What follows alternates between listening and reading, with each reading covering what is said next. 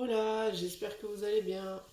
On se retrouve aujourd'hui avec quelque chose d'un peu différent. J'ai lu ce livre de Mike Horn et j'ai voulu aller questionner un peu soit ce monsieur, soit le livre. Enfin, je vais voir un peu, j'ai préparé quelques questions à les questionner avec les cartes. Euh, Parce que, je sais pas, ça m'a motivé, ça m'a intrigué. Enfin, je me dis comment ce monsieur peut avoir une force mentale si puissante. Enfin, quand tu lis le livre, t'as l'impression que c'est pas, il n'existe pas. Tellement c'est abusé. Donc là, dans ce livre, il part pour le cercle polaire arctique. C'est en deux fois parce qu'il y a une première fois où il part, mais il est obligé d'arrêter son expédition. Ça date de 2002, je crois. Et en fait, il lui arrive que des trucs, mais tu dis il aurait pu mourir parce que ça dure 2 ans, le tour du cercle polaire arctique. Tu te dis qu'il aurait pu mourir, je sais pas moi, au moins 100 fois. Bon, j'exagère un peu, mais et en fait, le mec trouve toujours un moyen et t'as l'impression qu'il est surhumain en fait. C'est un truc de dingue. Euh, et je pense aussi qu'il a une bonne étoile. D'ailleurs, ça je l'ai mis dans mes questions. Et juste pour commencer, je l'avais à peine commencé que j'ai voulu tirer une carte avec le Kelly. Et ça m'a mis transformation fois introspection. Je pense que là, on est en plein dedans. Surtout, lui, il y a quelques phrases qu'il cite dans son livre. Par exemple, à un moment, il a dit l'aide de Dieu ne sera pas de trop. Et une autre, c'est un peu plus long. Ce n'est pas par hasard qu'à intervalles réguliers, je trouve sur mon chemin ces hommes proches de la nature et de la vie, en qui le savoir et la sagesse ont tracé des cercles comme à l'intérieur d'un chêne. Davantage chaque jour, je prends conscience que mon aventure est infiniment plus qu'un défi physique ou sportif, un voyage initiatique où j'explore le territoire humain et ne cesse de découvrir le mien. Donc là, on est bien dans transformation, foi et introspection. Et donc, du coup, je me suis dit que j'avais envie d'aller poser quelques questions en rapport avec Mike Horn et ce livre, enfin cette fameuse expédition. D'ailleurs, j'en ai commandé un autre. Le titre, c'est Vouloir toucher les étoiles. Et là, apparemment, c'est il gravit l'Himalaya. Donc voilà, on verra celui-là pour après. Alors, je vais commencer avec, on va tirer, j'ai choisi de prendre le Bird King parce que ça va bien, je trouve, avec l'ambiance qu'il y a dans le livre et de son aventure en fait. Où ben, en fait il est seul au monde et il est que avec la nature et lui-même. Donc on va voir ce que ça nous dit de Mike Horn. Quelle carte va sortir pour Mike Horn?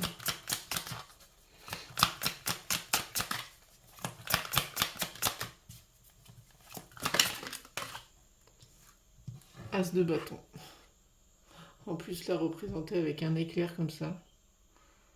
Il a pas le temps à chaque fois dans le livre, tu vois que quand il est arrêté à cause de la paperasse parce qu'il y a beaucoup de choses à gérer, des autorisations à avoir et tout ça, qui a été dans beaucoup de zones qui étaient interdites, hein, sans autorisation. Et ben voilà, et le roi de bâton.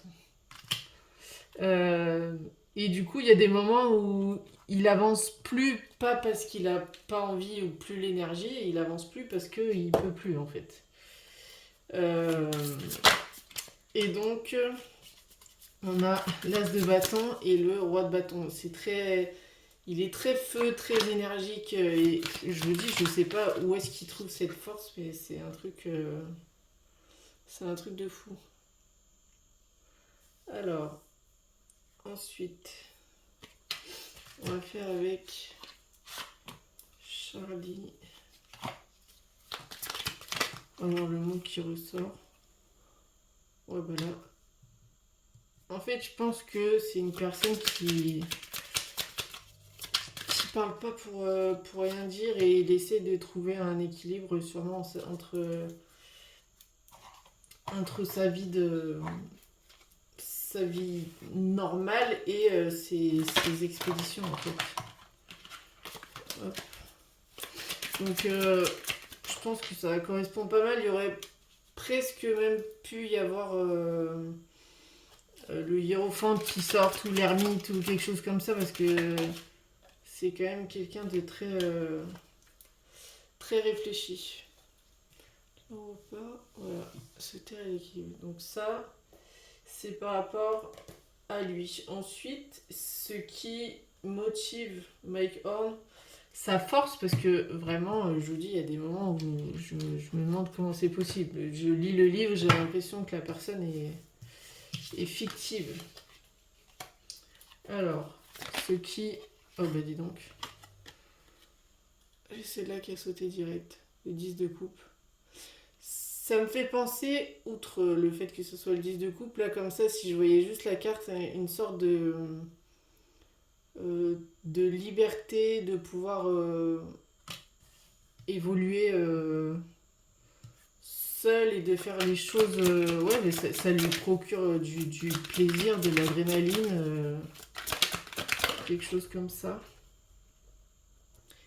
Avec le 4 de coupe. Je sais pas, mais moi je dirais que sa force, c'est le fait que de pas rester sur des acquis en fait. Parce que le 4 de coupe, ça peut être aussi de vouloir rester dans sa zone de confort, ce qui ne fait absolument pas. Et dès que il a l'impression que... Enfin, il y a des moments où il est super fatigué et il arrive à trouver la force.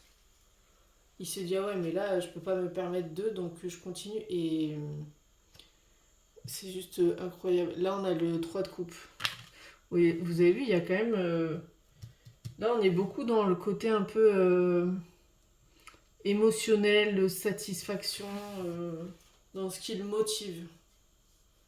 3 de coupe, c'est aussi de partager, parce qu'il y a des moments où il y a des étapes, c'est beaucoup sa famille ou des amis qu'il a connus au fur et à mesure, qui le réapprovisionnent et tout ça. Bon, là, dans cette étape-là, parce que bon, du coup, il n'y a pas de... Vu qu'il faisait des moins 40, tout ça, il n'y avait personne pour... Enfin, il avait des provisions avec lui, d'ailleurs, c'est ce que j'ai pas dit. Il avait un traîneau qui faisait entre 150 et 200 kilos qui traînait avec une sorte de harnais. Et donc, par moment, quand il allait être à court, et ben, c'est les gens qui venaient le réapprovisionner. Je vais y arriver. Donc là, vous voyez, on a encore le partage qui me fait penser avec le 3 de coupe. L'aide, là, il peut y avoir ce côté de sacrifice, d'aimer, oui, comme j'ai dit avant, d'aimer sortir de sa zone de confort. Et en fait, ça lui permet aussi, là on a se recentrer, d'avoir un regard différent, je pense, en rapport avec la vie. Il y a des phrases qu'il a mises à la fin du livre. Alors,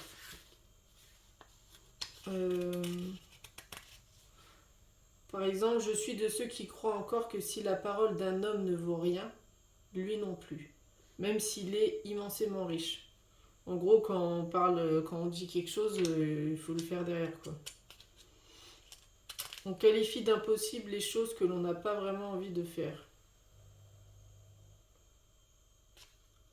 Ensuite, une dernière qu'il a mise, l'envie de gagner doit être plus forte que la peur de perdre.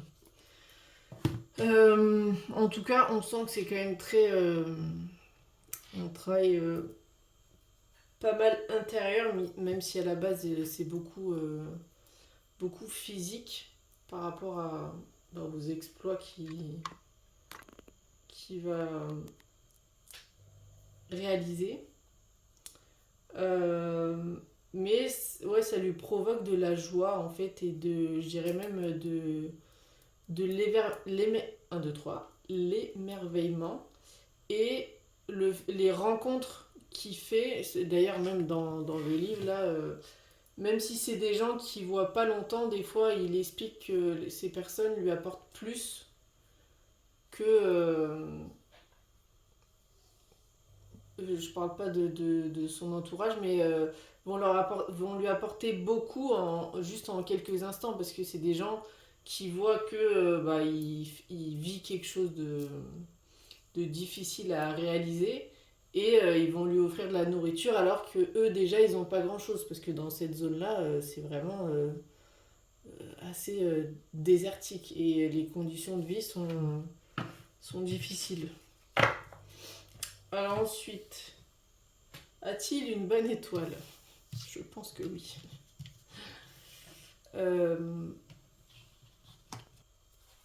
Alors, a-t-il une bonne étoile?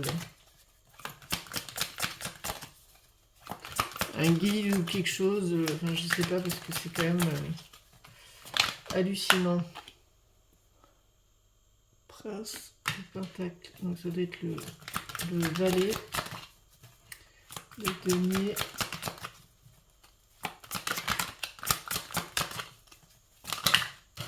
Oula, il y a plusieurs qui ont sauté.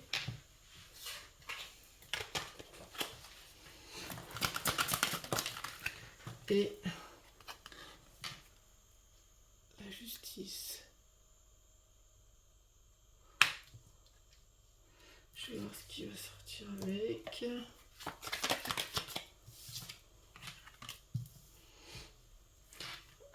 Alors, sans parler forcément de bonne étoile, là je vois avec l'apprentissage, c'est que tout ce qu'il va apprendre de ces expéditions vont lui servir en fait à être encore plus vigilant sur d'autres choses.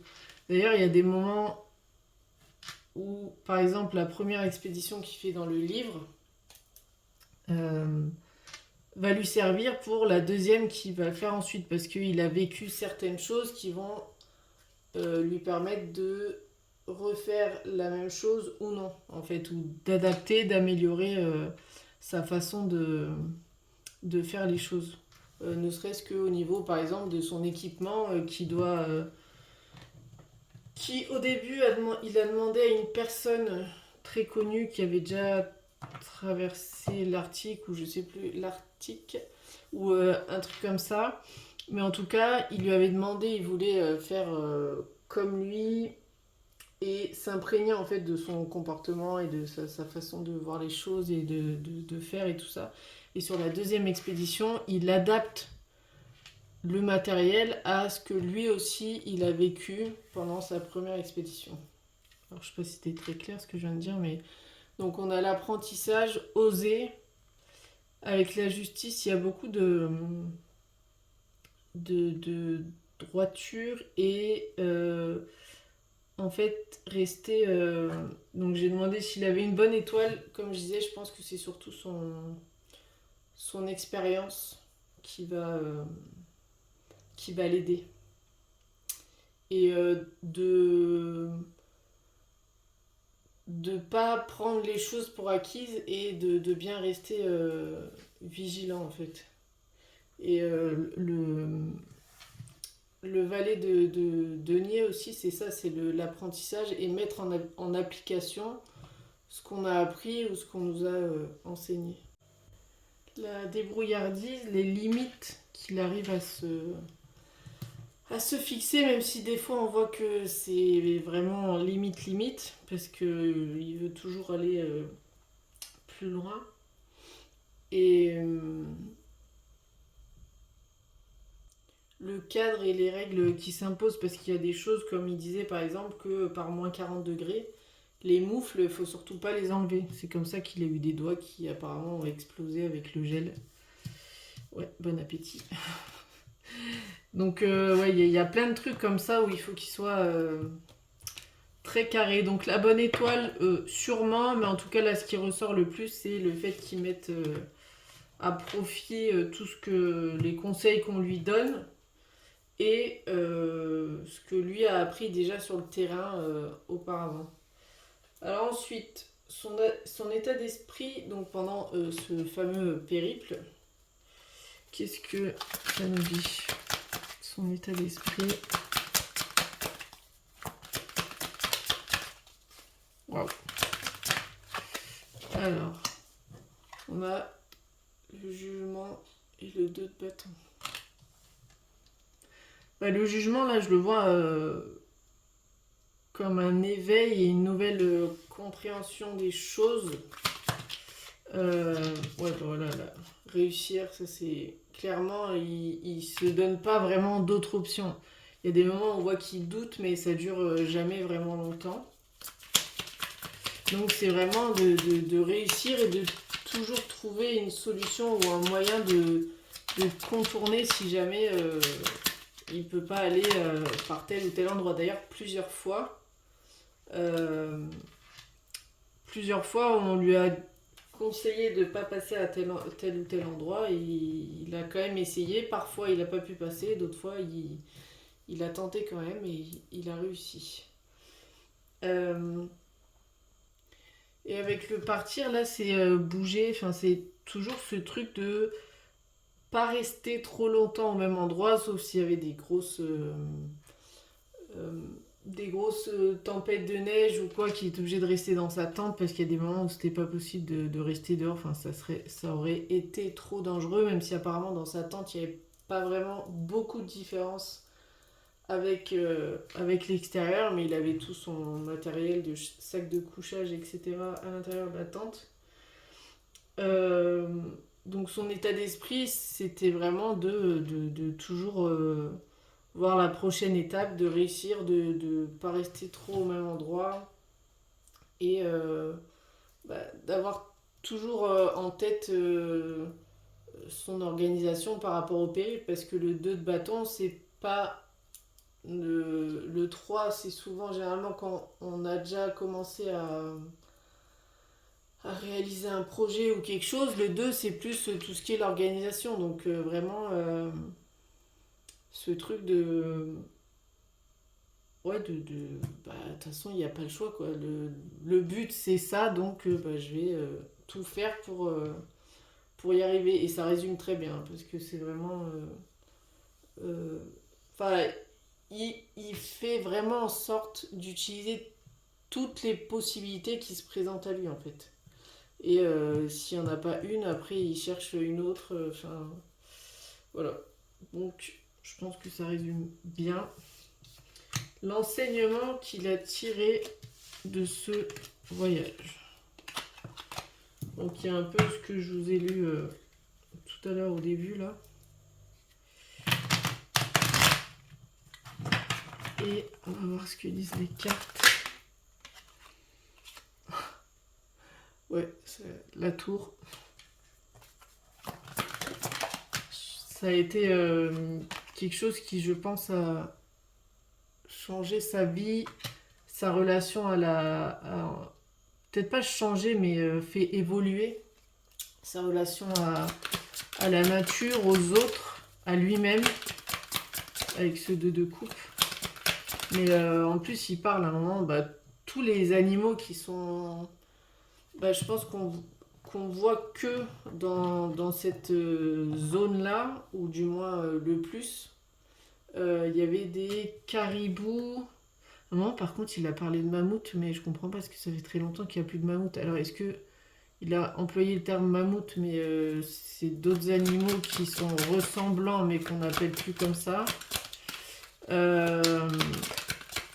Des ours blancs, des loups aussi. Enfin, il a vraiment vu des... Bon, des loups, on en a, mais les ours blancs et tout, c'est plutôt vers là-bas. Et donc, des animaux, ouais, vous voyez, et le monde. Euh, ça, je vais voir avec. Donc, ouais, vraiment le rapport avec la nature lui-même et les autres qui a été. Bon, on a encore Réussir qui est sorti. Hein. Euh, authentique, je dirais. Pas de faux semblants, c'était vraiment naturel. Fluide. Oui, vous voyez, on a la sagesse. Et même avec le monde, c'est découvrir une autre partie du monde, bah, c'est une partie de la planète où bah, il y a des gens qui avaient jamais marché en fait avant lui, parce qu'il est passé par des endroits où même les gens euh, natifs de là-bas lui disaient mais tu pourras pas passer. Donc ce que ça lui a appris en fait, c'est de d'avoir été pas mal aussi, je pense, bousculé par rapport à bah, ce qu'il a dû au fur et à mesure affronter, parce qu'il y a des moments où les conditions étaient presque idéales, et d'un coup, il disait qu'il pouvait y avoir une tempête ou du vent qui allait le déstabiliser, puisque je vois qu'il y a écrit se stabiliser, et donc de toujours devoir créer un équilibre pour pouvoir bah, déjà survivre, parce que c'est bien le mot, hein, pouvoir survivre, et, euh, et de garder une certaine lucidité aussi, je vois avec la sagesse là, parce que euh, il y a des moments où, avec la fatigue, parce que il y a des, dans le livre, il dit qu'il marche et qu'il pagaie pendant des journées entières, il y a des moments où il va faire 50 km par jour en marchant, alors qu'il a, comme je vous rappelle, un traîneau qui fait 150 à 200 kg derrière lui. Bon, au fur et à mesure, des fois, ça se vide, mais bon, quand même, parce il a pas que à manger, il a aussi son réchaud et des choses enfin, du gaz là, ou pour pouvoir allumer. Enfin, c'est peut-être pas du gaz, mais enfin, quelque chose pour allumer son réchaud et tout ça.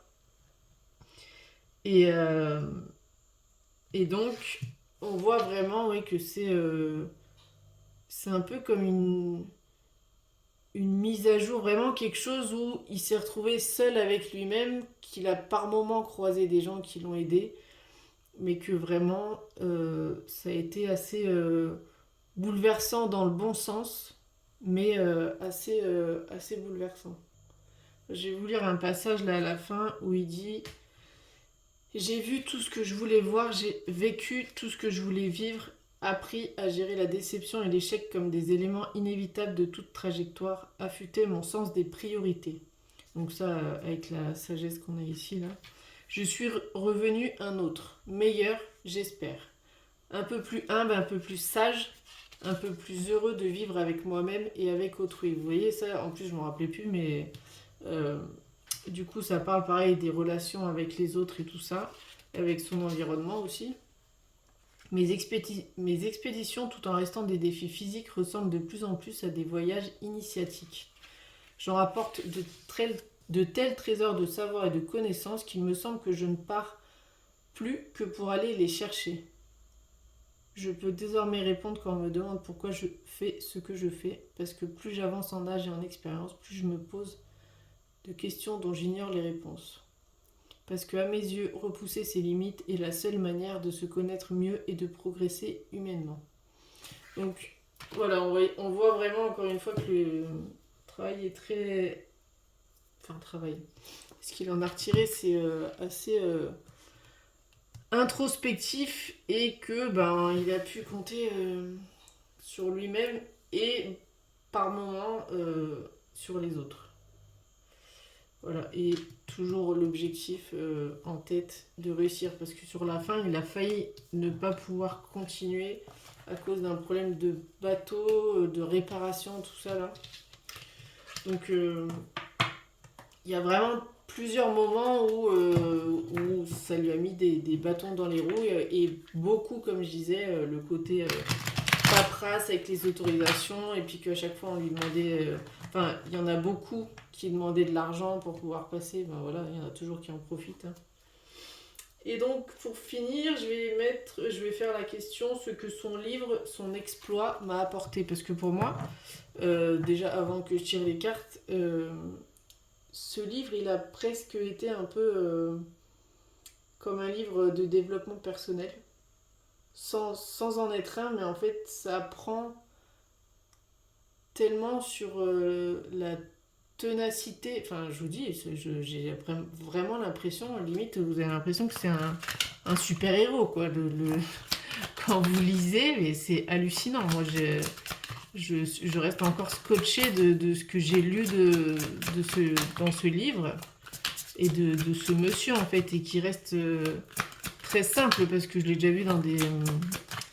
comment ça s'appelle, dans des émissions qui sont plus récentes, du coup, parce que ce livre, il date, enfin, cette expédition date.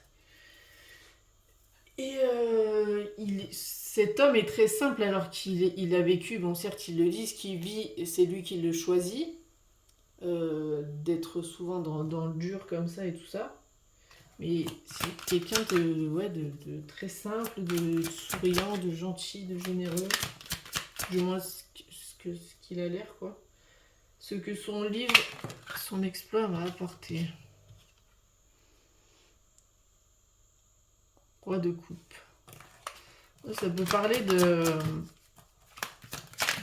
la gestion des émotions, des priorités, comme il disait, de ce qu'on veut mettre en avant ou pas aussi. Parce qu'il y a une autre phrase que je vais vous lire qu'il a mis à la fin. Eh ben dis donc.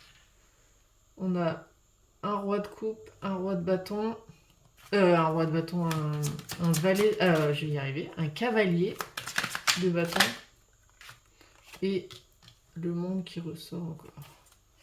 Alors, la phrase à la fin, c'est...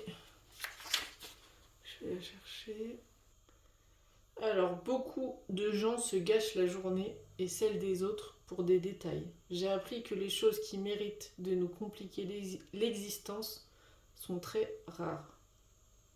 Donc, quand je parlais de gestion d'émotions et tout ça et de priorité, je trouve que cette phrase est très vraie. C'est que des fois, on va se monter la tête pour des choses qui, au final, n'en valent pas la peine.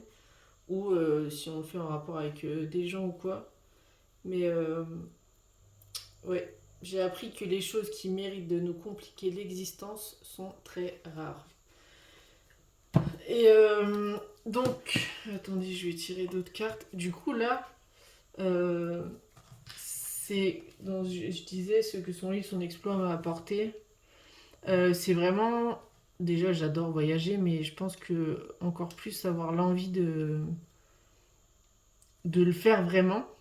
Parce que j'ai pas encore ce truc de voyager seul, même si je l'ai déjà à moitié fait au Mexique, mais bon, c'est une langue, l'espagnol c'est ma deuxième langue maternelle, donc c'est plus simple pour moi.